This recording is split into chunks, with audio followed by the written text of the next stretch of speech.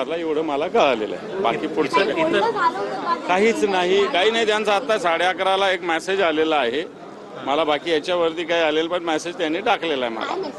Message त्यांनी इंग्रजीत लिहिला आहे की have to take a political decision which is very difficult for me but necessary for my survival. I don't have any political background. My strength is my work. Need your support. Good wishes. Will miss dear friend in house. Regard. असं लिहिलेलं आहे. आता याच्यावरती काही माहिती नाही. निवडणूक होणार उपसभापती. आम्ही फॉर्म भरलेला आहे. अभ्यंकर सरांचा फॉर्म भरलेला आहे. आता पुढे उद्या बघू. कुठेतरी आव्हान निर्माण होणार नाही, वरळीत आव्हान विवान निर्माण नाही होणार. वरळी शिवसेनेचे जे सुनील शिंदेनी सचिन अहिरांना पराभूत करून सुनील शिंदे निवडून आलेले तिथे, त्यामुळे आव्हान वगैरे काही नाही. आमदार देखील संपर्कात असल्याचं वारंवार दावा केला जातो. हे आता कोणाच्या आतमध्ये आपण जाणार नाही. आता सचिन भाऊ अहिर काल रात्रीपर्यंत आम्ही सोबत होतो. काल रात्री 9 वाजता आम्ही सोबत गेलो इथून दोघे. आता सकाळी त्यांनी असं केलं, त्याला काय करू शकतो.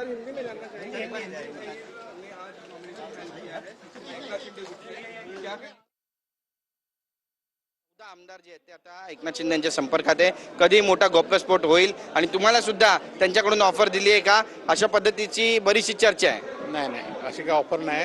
आणि आमदार हे उद्धवजींबरोबर आहेत. बरेचसे शिवसैनिकांचे आमदार आहेत ज्यांना फोन जात आहेत, ज्यांना बोललं जात आहे की तुम्ही उद्धव ठाकरेंसोबत राहू नका, तुम्ही आमच्या पक्षामध्ये या, निधी दिला जाईल, कामं केली जातील आणि शिवसैनिक म्हणून एकत्र राहू, असं सांगतायत. परंतु हे उद्धवजींबरोबर एकनिष्ठ आहेत, ते एकनिष्ठ राहतील. नक्की. धन्यवाद आमच्याशी बोलल्याबद्दल. कॅमेरा पर्सन रोहन पवारचा, गिरीश गायकवाड, TV9 मराठी, मुंबई.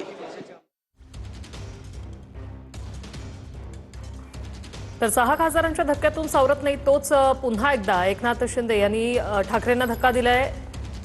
सचिन अहिर यांच्याकडून कामगार सेनेचाही राजीनामा देण्यात आलेला आहे. ते पत्र समोर आलेले आहे. उपसभापती पदासाठी शिंदे सेनेतून अर्ज भरल्यानंतर सचिन अहिर यांनी राजीनामा दिलाय.